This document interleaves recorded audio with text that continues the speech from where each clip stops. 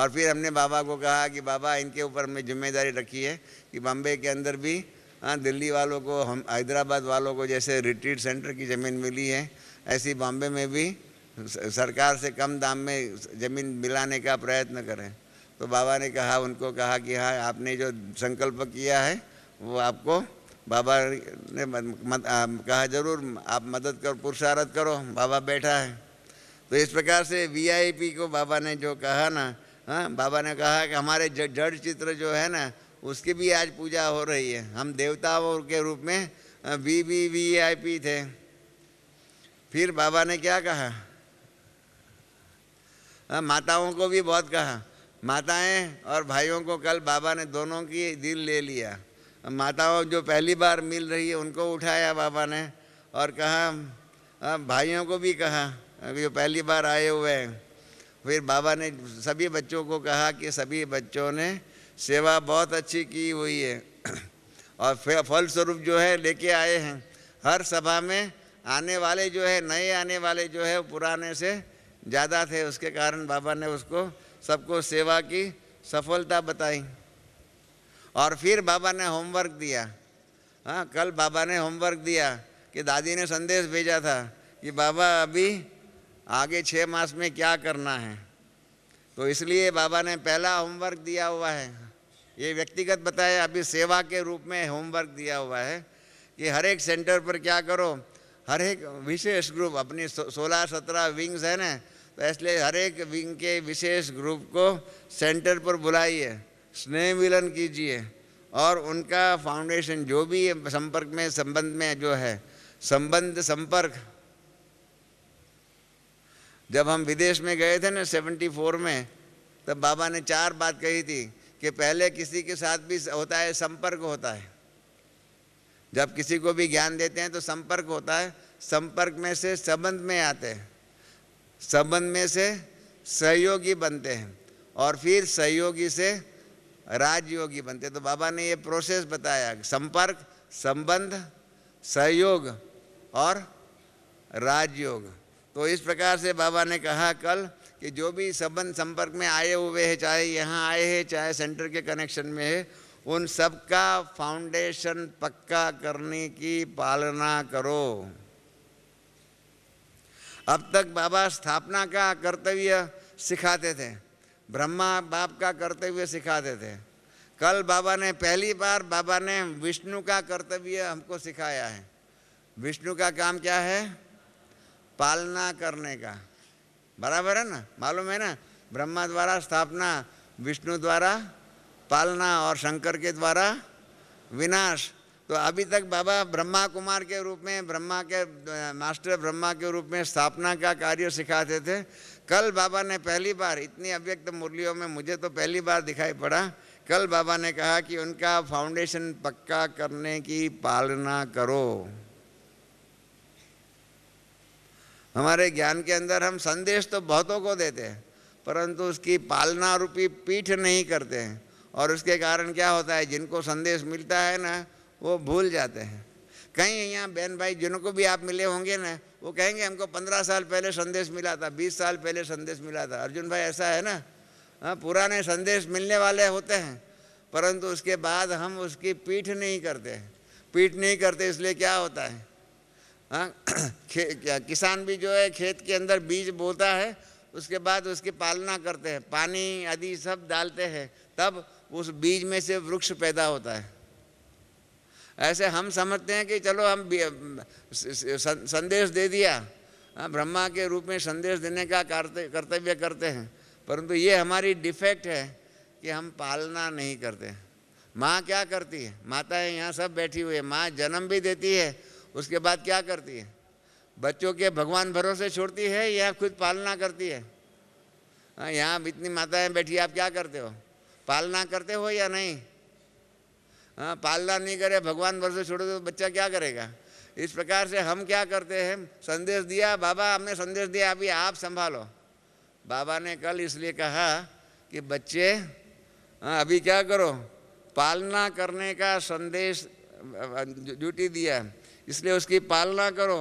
Relation जो है ना, जो टूटा हुआ था उनको संबंध जोड़ो, चाहे वो कभी कभी आने वाला हो, चाहे रेगुलर आने वाला हो, चाहे संपर्क में हो, चाहे संबंध में हो, लेकिन रिलेशन के साथ साथ बाप के साथ कनेक्शन भी ऐसा मजबूत करो। वो पालना करने की जिम्मेदारी दिया है। अब तक हमने संदेशा लाखों को दिया, परंतु बाबा के बच्चे बहुत कम बनते। कारण यही है, संदेश दे दिया, उसके बाद पीठ करने का होता है ना, वो हम पीठ नहीं करते, पालना नहीं करते। तो कल बाबा ने कहा कि नहीं, उनके साथ कनेक्शन जो है ऐसा मजबूत करो और इनको भी मेहनत से बचाओ, खुद भी मेहनत कम करो और उनको भी मेहनत से बचाओ। खुद भी माया के साथ युद्ध नहीं करो और उनके अंदर क्या करो, उनके अंदर मन में लगन ऐसी पक्की करो कि उसके सामने भी माया का विघ्न ना आए। तो पालना कैसे करने की? हाँ, माताएं जानती है, बच्चे की ऐसी पालना करे कि उसके सामने बीमारी का विघ्न ना आवे। ऐसा चाहते हो ना सभी माताएं? क्या चाहती है? हाँ, आपके बच्चों को बीमारी ना आवे, उनको कोई विघ्न ना आवे। तो इस प्रकार से पालना का कर्तव्य सीखने का है और कहा ऐसा पक्का उनको पालना करो कि उनके जीवन में भी माया के विघ्न नहीं आए। और उसके लिए दवा क्या है? बाबा ने बहुत सुंदर दवाई दिया है कि बाप से लगन, उनकी ऐसी जो नए जो है उनकी पालना ऐसी करो। ये पालना की विधि कल सीखने की बाबा ने बताई है कि बाप के साथ उसकी लगन हो और लगन जो जहाँ विघन नहीं हो। इसलिए बाबा ने कहा कि उसकी लगन ऐसी पक्की करो कि विघन नहीं आ सके और उसको बार बार युद्ध नहीं करना पड़े। इसलिए उसके मन में पालना कैसी करो कि बाप के साथ की उसकी लगन बहुत पक्की करो। आप ऐसी पक्की करो कि आपसे आपकी रचना आगे जाए। आप जिसकी पालना करो, हर गुरु की इच्छा होती है कि मेरा शिष्य मेरे से आगे जाए। हर माँ बाप की इच्छा होती है कि मेरा बच्चा मेरे से आगे जाए। एक बात की बात है, हम लोग ने रायपुर में फंक्शन था, तो पुरुषोत्तम झालोटा करके बहुत सुंदर भजन गाने वाला है, उसका बेटा है, मालूम है ना, अनूप झालोटा, वो बहुत अच्छा गाता है। तो पुरुषोत्तम झालोटा का वहाँ रायपुर में प्रेस कॉन्फ्रेंस थी। तो प्रेस कॉन्फ्रेंस के अंदर एक अखबार वाले ने पूछा कि आपका बेटा है अनूप झालोटा? तो उसने कहा हाँ मेरा बेटा है। तो उसने कहा कि आपका बेटा आपसे अच्छा गाता है? कहा हाँ मेरा बेटा मेरे से अच्छा गाता है।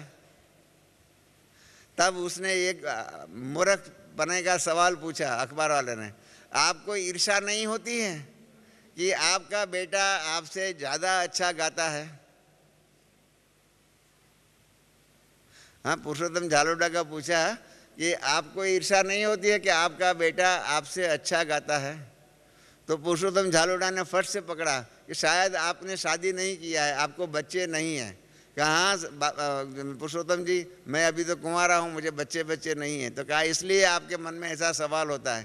बाकी हर माँ बाप की इच्छा होती है कि उनका रचना, उनका बच्चा उनसे आगे जाए। कभी भी कोई भी माँ बाप को अपने बच्चों की ईर्ष्या नहीं होती है। होती है ईर्ष्या?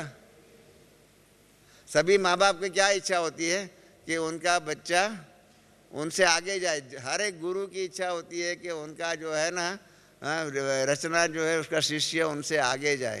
तो कल भी बाबा ने ऐसा कहा, ऐसी लगन लगाओ, ऐसी लगन लगाओ कि उसके जीवन में विघन ना आए, इतना कनेक्शन आपसे भी आगे जाए, इतने तक की लगन रखो। इसलिए बाबा ने ये कहा कि जिनको संदेश देते हो उसको आप समान बनाने की इच्छा मत रखो, उसकी इच्छा रखो कि वो बाप समान बने। बाप समान बनेगा तो आपसे आगे भी जा सकता है। तो इसलिए पालना ऐसी करो कि वो बाप समान बने। ये बाबा ने काम दिया हुआ है। और इसलिए बाबा ने आगे कल बहुत बड़ी भारी सावधानी दिया है कि समय का कोई भरोसा नहीं, समय का कोई भरोसा नहीं, कब भी क्या भी हो सकता है, कब भी क्या भी हो सकता है। और जो भी होना है वो अचानक होने वाला है। बाबा ने ये कल शब्द बता दिए, 3 शब्द बहुत इम्पोर्टेंट, हर एक अपने दिल पर लिख करके रखे।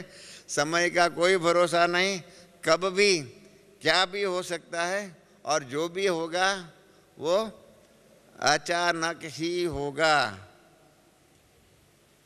तो कईयों के मन में संकल्प उठा होगा कि अचानक ही होगा, तो इसका मतलब बाबा के लिए भी क्या अचानक है क्या? तो बाबा ने इन सब के प्रश्नों का जवाब दिया कि बाप दादा को तो पता है कब क्या होने वाला है, बाप दादा को तो पता है कब क्या होने वाला। हम लोग क्या है, हम लोग परमात्मा को अभी तक समझा नहीं है। मैं आपको सच बताऊं, बम्बे की पार्टी यहाँ मधुबन में थी। मम्मा ने जब जून महीने में आप जानते हैं शरीर छोड़ा, तो उसी दिन पार्टी जा रही थी, उसी दिन पार्टी जा रही थी, पार्टी गई और बाद में रात को 8 सवा 8 बजे मम्मा ने शरीर छोड़ा। पार्टी तो दूसरी दिन बॉम्बे पहुंच गई। तो उनमें से कई ऐसे थे, कई ऐसे झूठे महारथी, इन्होंने बाबा को पत्र लिखा कि बाबा आप त्रिकालदर्शी नहीं हो, आप झूठे बाबा हो। ऐसा सीधा ही बाबा को इल्ज़ाम लिखा। उसमें लिखा कि अगर आप त्रिकालदर्शी होते तो हम कल निकल रहे थे, तो आपकी फ़र्ज थी हमको रोकने के लिए कि बच्चे आप रुक जाओ, आज आपकी मम्मा आज शाम को शरीर छोड़ने वाली है।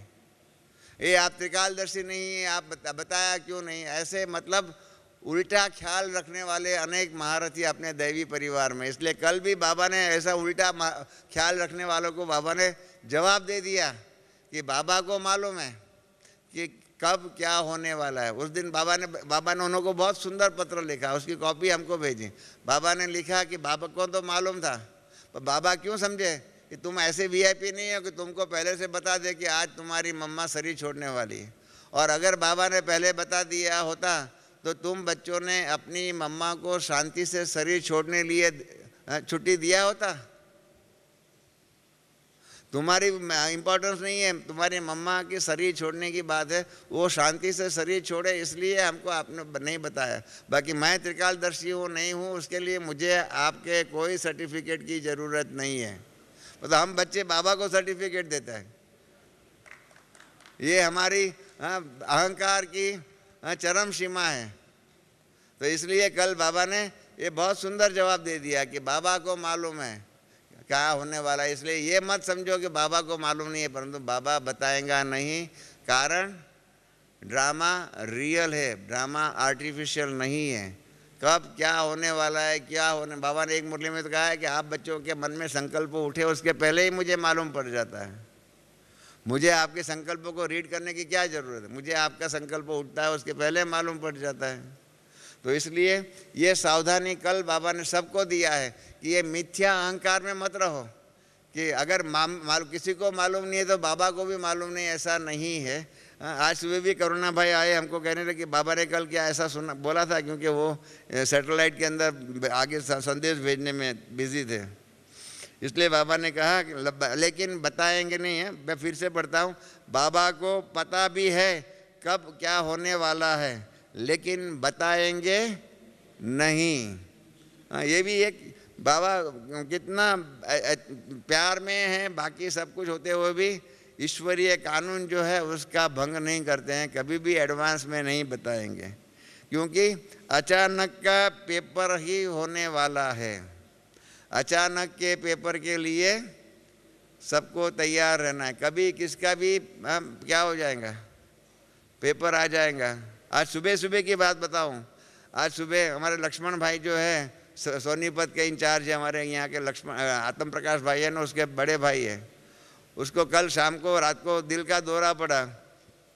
उसी टाइम पर डॉक्टर आया हुआ था कुरुक्षेत्र में, वो कुरुक्षेत्र में उनकी युगल प्रेम बहन रहती है तो डॉक्टर उनको पीजी हॉस्पिटल में लेके गए उधर चंडीगढ़ में कुरुक्षेत्र से, और आज सुबह 3 बजे शरीर छोड़ा।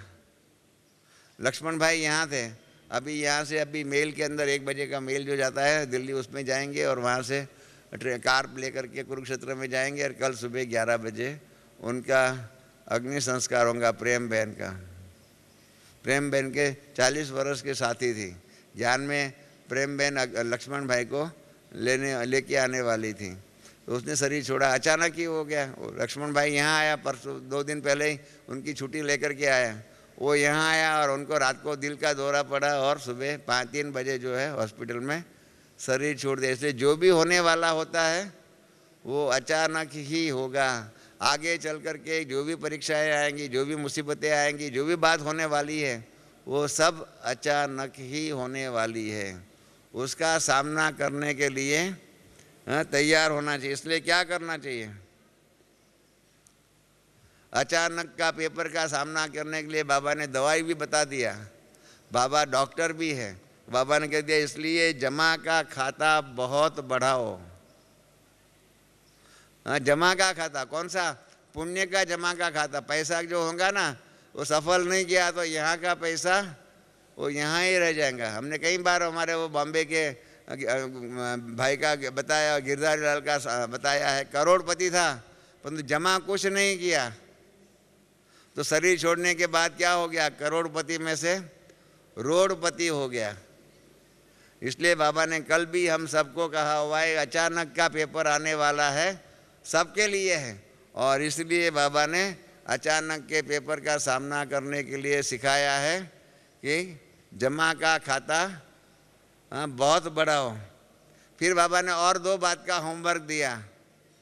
एक तो स्टॉक बिंदी लगाओ और दूसरा स्टॉक जमा करो। दोनों बातें आप जानते हैं, समझ गए। स्टॉप बिंदी लगाओ, जो बीती है उसको बीती करो। परंतु 99% बहन भाई जो है ना, अपना वर्तमान का जीवन भूतकाल की कठिन बातें जो है, भूतकाल की बातों के आधार पर वर्तमान को दुखी करते हैं। वर्तमान की खुशी, वर्तमान का सुख, इन सब को भूतकाल की दुख की बातों के आधार पर वर्तमान को भी बिगाड़ते हैं।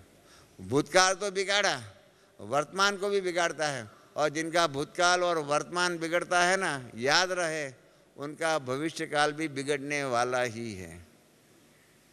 इसलिए बिंदी लगा करके भूतकाल को भूतकाल में रखो। और दूसरा स्टॉक जो है, बाबा ने जो कहा ना, खाता का जमा का खाता बहुत बड़ा हो, स्टॉक बढ़ाओ।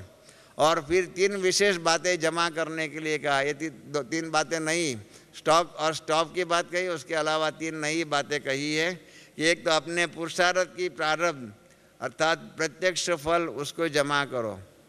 पुरुषार्थ के आधार पर प्रारब्ध रूपी फल जो है उसको जमा करो। अभी जमा करने का सीज़न शुरू हो गई, जमा करो।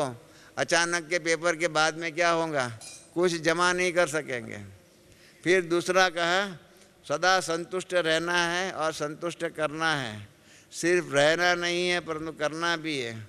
उसके फल स्वरूप दुआएं जमा करो। दुआओं का खाता कभी कभी कोई बच्चा जमा करते हैं, लेकिन कोई छोटी मोटी बात में कंफ्यूज हो जाते हैं, हिम्मतहीन हो जाते हैं। और इसलिए क्या होता है, जमा के खाते के ऊपर लकीर लगा देते हैं, उसको कैंसिल कर देते हैं। तो दुआओं का खाता जो जमा है, उसकी विधि है संतुष्ट रहना और संतुष्ट करना।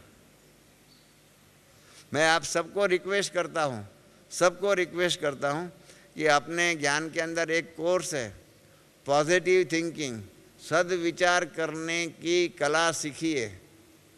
बुरे विचार करने की कला सिखाने की ज़रूरत है, सबको आता है, सबका उसमें पहला नंबर है बुरा विचार करने के लिए।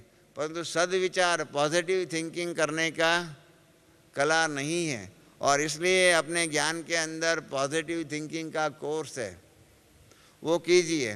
पॉजिटिव थिंकिंग के लिए उसमें कविता है। कविता में ऐसा है कि एक आदमी जो है ना, उसका एक पाँव कटा हुआ था। एक पाँव कटा हुआ था तो भगवान के मंदिर में जाकर के भगवान को गालियां देने लगा, अरे भगवान आप कैसे हो, हाँ आप बेरहम हो, क्या है, देखो मेरा एक पग कटा हुआ है, ऐसा पाँव आपने मुझे दिया है, आपको लज्जा नहीं आती है? ऐसा वैसा भगवान को गालियाँ दिया। हमारे पास भी कई ऐसे महारथी बहन भाई है, योग में भगवान को गालियाँ देते हैं। संबंध प्रेम का, प्यार का, स्नेह का जुटाने के बदले में भगवान के साथ भगवान का तिरस्कार करने की बातें करते। बाबा ऐसा क्यों हुआ, ऐसा क्यों हुआ? बाबा के साथ योग में युद्ध करते हैं।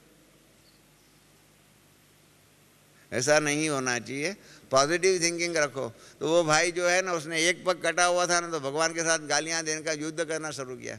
उसके बाद वो बाहर निकला तो बाहर एक भिखारी बैठा हुआ था, उसको दोनों पाँव कटे हुए थे। दोनों पाँव कटे हुए उसको देख करके उसको ख्याल आया, अरे भगवान ने मुझे एक पाँव तो दिया है, उस बेचारे को तो दोनों पाँव नहीं है।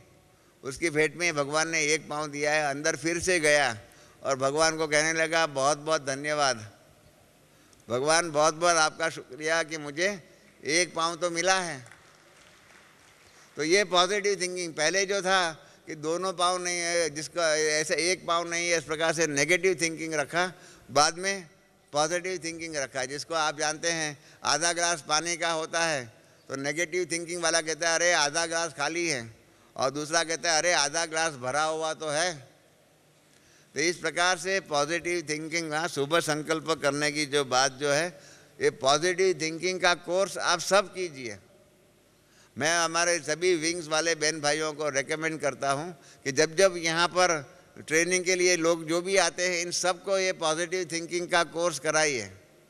तो क्या हो जाएगा, जीवन में से अच्छी बातें, अच्छाई स्वीकार करने का कला सीख लीजिए। बुराइयाँ तो सीखने का सब में आता है, बुराइयाँ किसको देखना और करना नहीं आता है, पर अच्छाई करना सीखो। इसलिए बाबा ने कहा है दुआओं का सदा संतुष्ट रहना और संतुष्ट करना। इसलिए बाबा ने हिम्मतहीन होकर के जमा के खजाने को लकीर लगाते हैं। तो दुआ का खाता, इसलिए संतुष्ट रहना, संतुष्ट करना, ये पॉजिटिव थिंकिंग जो करता होगा ना, वही सदा संतुष्ट रहेगा और संतुष्ट करेगा। और तीसरी बात कि सेवा द्वारा सेवा का फल जमा करना और खजाना जमा करना। और सेवा में विशेष सेवा करने के टाइम बाबा ने 3 बातें कही है। सेवा में अभी ये 3 बातें लाई है जो हमारे अभी सेवा हम बहुत करते हैं, परंतु ये 3 बात नहीं होती है। इसलिए जिसका जितना उस सेवा का फल मिलना चाहिए उतना नहीं मिलता है। तो सेवा के अंदर 3 बातों का लाने का बाबा ने कल ज्ञान दिया है कि निमित्त भाव, करण करावनार करा रहा है, मैं तो निमित्त हूँ। और मेरे द्वारा निर्माण भाव, निर्माण और निर्माण, अहंकार नहीं। अहंकार आता है तो क्या होता है, रावण बन जाते हैं। रावण अहंकार का प्रतीक है। तो इसलिए निमित्त भाव, निर्माण भाव और निर्मल वाणी, मधुर वाणी, निर्मल वाणी, जिस वाणी में मल कचरा नहीं हो, गंदगी न हो, ऐसी वाणी। 3 प्रकार की बातें सेवा के लिए ये रखा हुआ है, निमित्त भाव, निर्माण भाव और निर्मल वाणी। तो इसलिए इन तीनों खातों को चेक करो कि तीनों खातों से जमा हो। और इन तीनों के साथ एक बात करने के लिए कहा हुआ है कि मेरापन का अभाव, मैंने किया ऐसा नहीं। हमारी दादियाँ देखो, दादियों को कह के दादी आपने बहुत अच्छा काम किया, तो वो कहते हैं कि ऊपर वाले ने कराया, हम तो निमित्त है। निमित्त भाव सीखना हो तो हमारी दादियों से सीखो। तो इसलिए इच्छा मात्रम अविद्या, कल बाबा ने कहा कोई भी प्रकार की इच्छा नहीं रखो, मांगो नहीं। मैं तो आपको रिक्वेस्ट करता हूँ कि आप बाबा से भी मांगो नहीं। मेरा जीवन का सिद्धांत है, मैंने कभी किसी के साथ, बाबा के साथ भी कुछ मांगा नहीं है। और बाबा ने मेरी जितनी लायकात है इनसे 1000 गुना ज़्यादा दिया है। कारण यही है, मांगा नहीं है। मांगने वाला क्या होता है, मांगने वाला भिखारी है, वो आप पक्का रखो। जब आप मांगते हो, किसी से भी मांगते हो, आप समझ लीजिए आप भिखारी का पार्ट प्ले कर रहा है। क्या आपको भिखारी का पार्ट अच्छा लगता है? तो क्यों आप मांगते हो? मेरा आप सबसे यही विशेष रिक्वेस्ट है, मांगो नहीं। कल भी बाबा ने कहा कि मेरापन का अभाव हो और इच्छा मात्रम अविद्या हो। कोई भी इच्छा नहीं, मांगने की नहीं, इच्छा नहीं। बाबा देने वाला है, देता है। बिना मांगे जो मिलता है ना, वो सोना अमृत बराबर है। इसलिए बाबा ने कल कहा है, ये ध्यान रखिए, इच्छा मात्रम अविद्या। हाँ, तो इसलिए बाबा ने कहा सोचते हैं इस वर्ष में क्या करना है, सीजन पूरी हो रही है, अब 6 मास क्या करना है। तो एक तो खाते जमा करना है, चेक करना है अच्छी तरह से। और कहाँ भी कोई भी कोने में कोई भी हद की इच्छा तो नहीं रही है ना। इच्छा मात्रम अविद्या माना कोई भी हर प्रकार की हद की इच्छा नहीं रही है ना। मैं और मेरापन, अंग्रेजी में कहते हैं I and my, they are the worst possible words in English dictionary. मैं और मेरापन जो है ना उसको नहीं करो। इसलिए बाबा ने कल बहुत सुंदर बातें कही हैं। हम जब विदेश में गए ना 71 में, तो बाबा विदाई देने के लिए आए थे, तो बाबा ने कहा था विदेश में आप जा रहे हो ना, आप देवता बन करके जा रहे हो। बाबा ने एक्शन करके बताया कि आप देवता, आपका हाथ सदा ऐसा होने वाला है, ऐसा नहीं। आप मांगने वाले जो होता है ना, भिखारी होता है, उसका हाथ ऐसा होता है, और आप देवता हो। देवता माना देने वाला। देवता बन करके जाओ विदेश में, जा करके बाबा का संदेश दो सबको, मांगो नहीं, अपने आप सब मिल जाएगा। इतने तक बाबा ने कहा कि मैंने सब बातों की तैयारी करके रखी है, खाली वहाँ जाने से स्विच ऑन करने की ही पुरुषार्थ करने की ज़रूरत है, बाकी सब तैयार बनाया है। इसलिए कल भी बाबा ने हम बच्चों को कहा, जो हम जब बाबा ने कल ये शब्द बोला ना, लेवता नहीं, तब हमको 71 की बात याद आई कि बाबा ने उस टाइम पर देवता और लेवता का एक्शन करके दिखाया गया। ऐसा हाथ होता है वो देवता, और ऐसा हाथ होता है वो लेवता। बाबा ने बहुत सुंदर शब्द यूज़ किया, लेवता। भिखारी शब्द नहीं किया, मैं यूज़ कर रहा हूँ भिखारी। ऐसा हाथ भिखारी का होता है। इसलिए बाबा ने कहा लेवता नहीं बनो, और क्या बनो, विधाता बनो। अरे हमारा भाग्य हम बनाएंगे, हमारा भाग्य और क्या बना सकता है। वो एक शुद्ध अहंकार रखो, हमें अपना भाग्य बनाना है।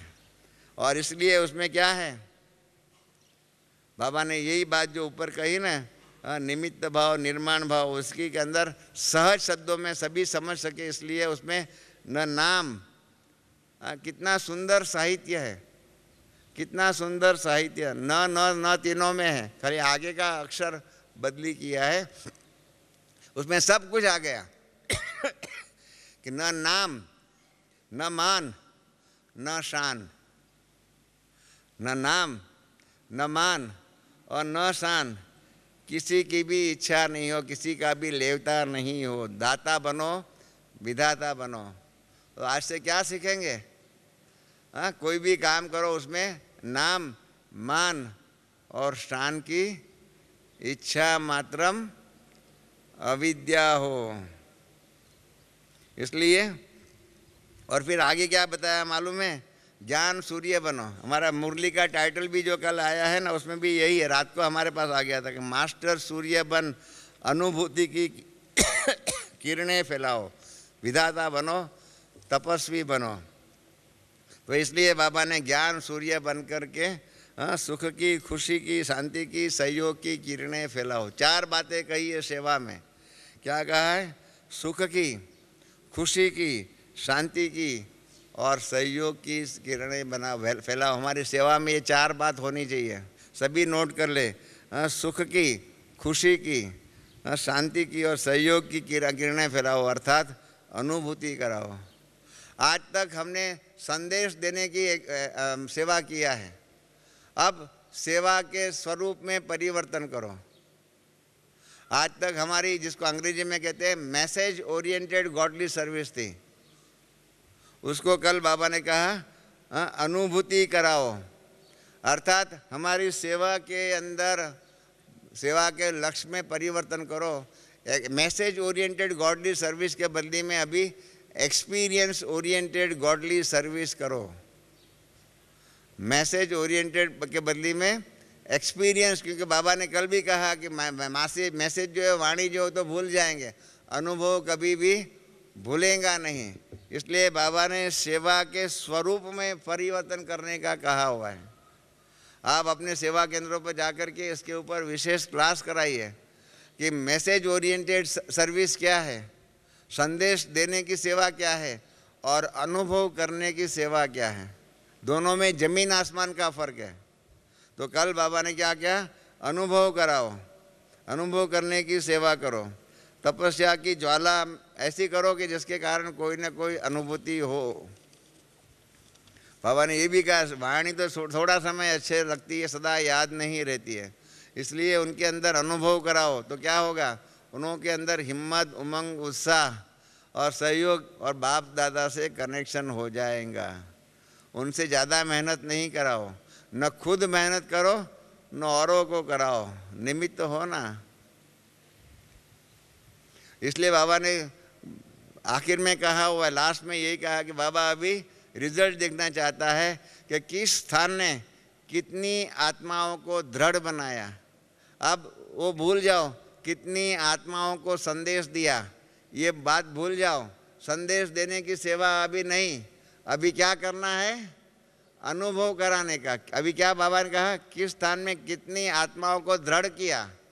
संदेश नहीं, खुद भी दृढ़ बनो और कितनी आत्माओं को दृढ़ बनाया है। अब साधारण पोता मेल नहीं देखो, अभी साधारण बातें नहीं बताओ कि हमने ये भूल किया, ये किया, इसकी बात नहीं। बाबा वो साधारण बातें चेक नहीं करेगा, हाँ, परंतु ये हाँ कितनी आत्माओं को दृढ़ किया, कितनी आत्माओं को अनुभव कराया।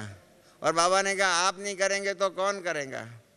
इसलिए हम बच्चों के ऊपर ये जिम्मेदारी रखी हुई है। तो ये है कल की मुरली की होमवर्क की बातें, हाँ हमें करना है। और बाबा ने कहा है कि आपने ही किया हुआ है, आप ही करने वाले हैं। मालूम है, रामायण जिन्होंने पढ़ा होगा उनको मालूम होगा कि जाम्बुवन और ये सारे जो है ना दक्षिण किनारे पहुंच गए। उसके बाद सामने में लंका थी, 100 योजन दूर थी।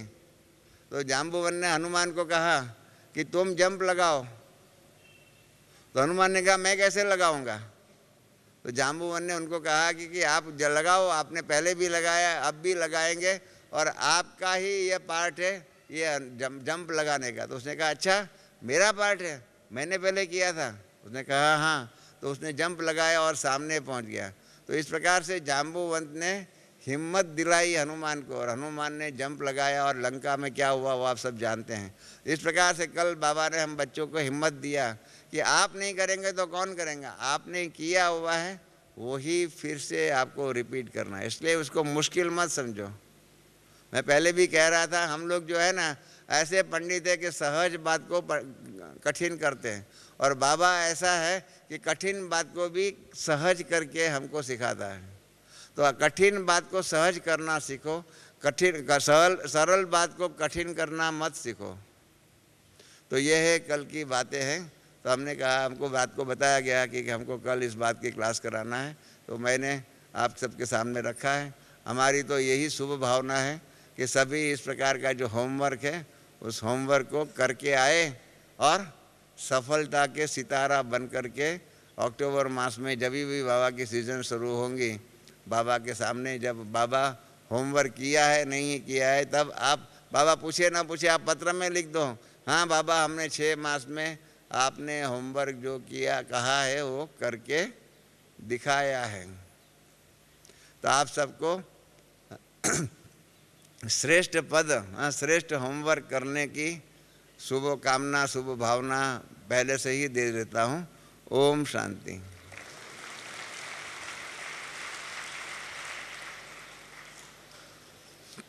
ओम शांति।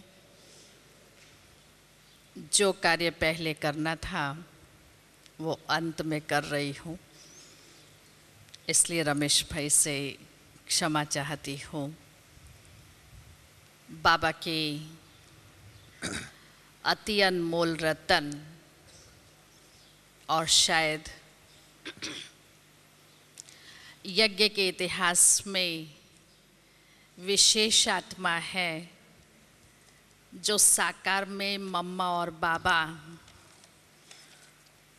आपके लौकिक घर में काफ़ी समय रहे हैं, और किसी के भी लौकिक घर में मम्मा और बाबा रहे नहीं होंगे।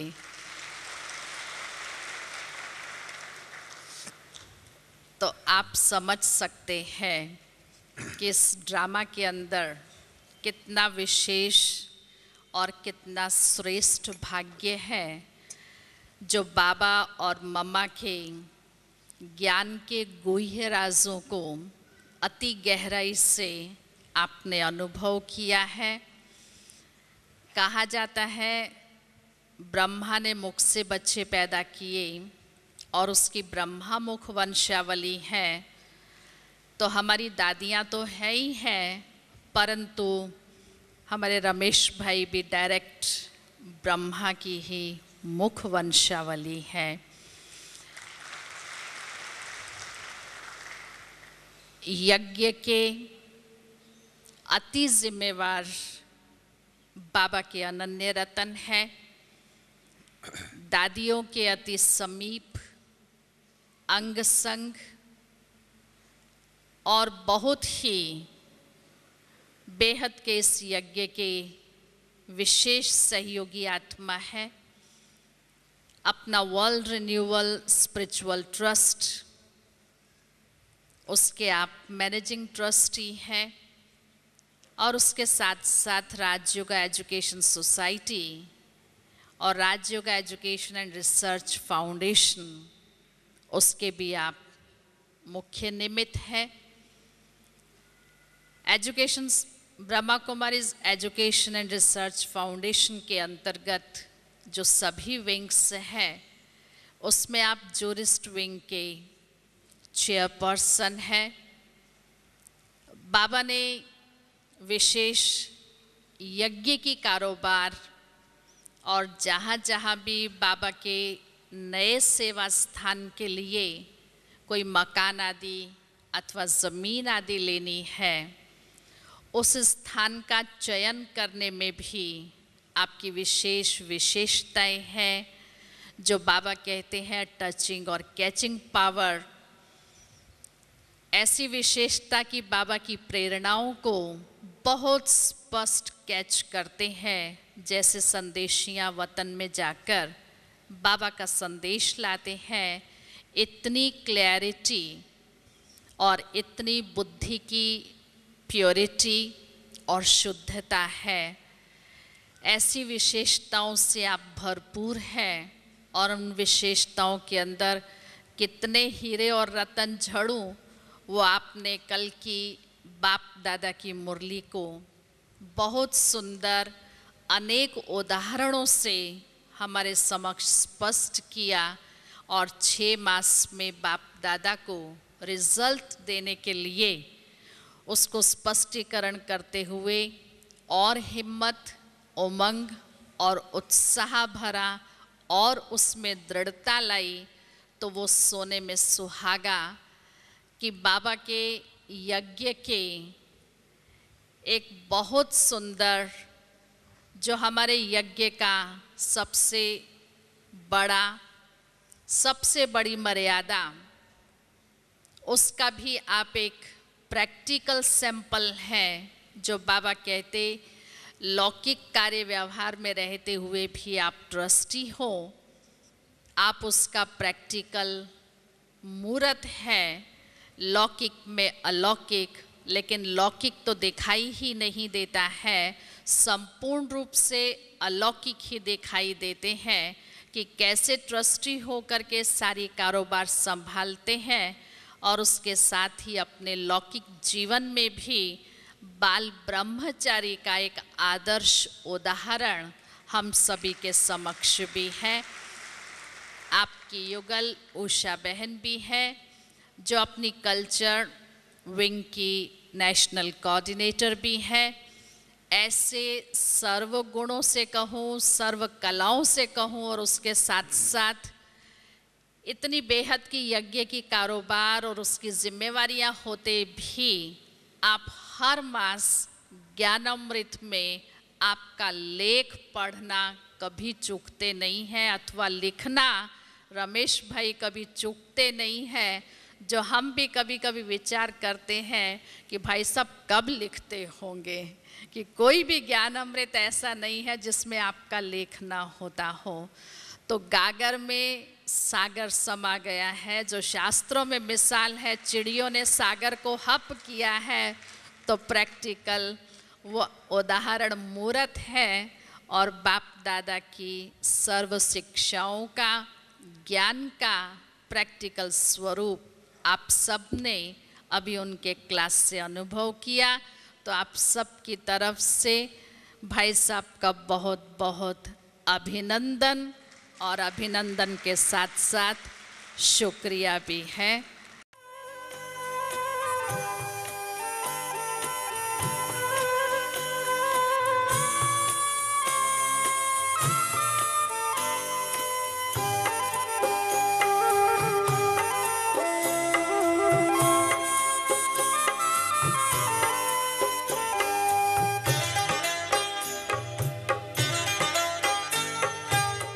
आरज़ू है आप पर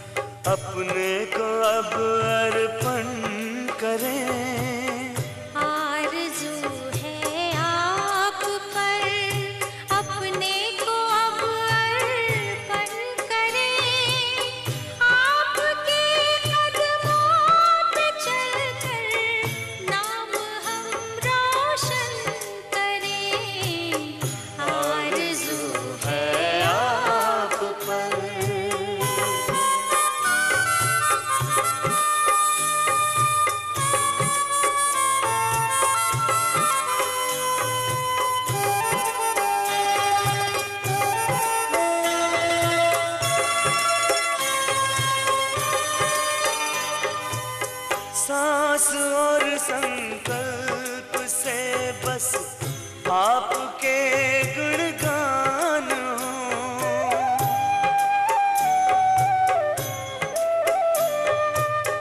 स्वप्न में भी तन का कोई भान ना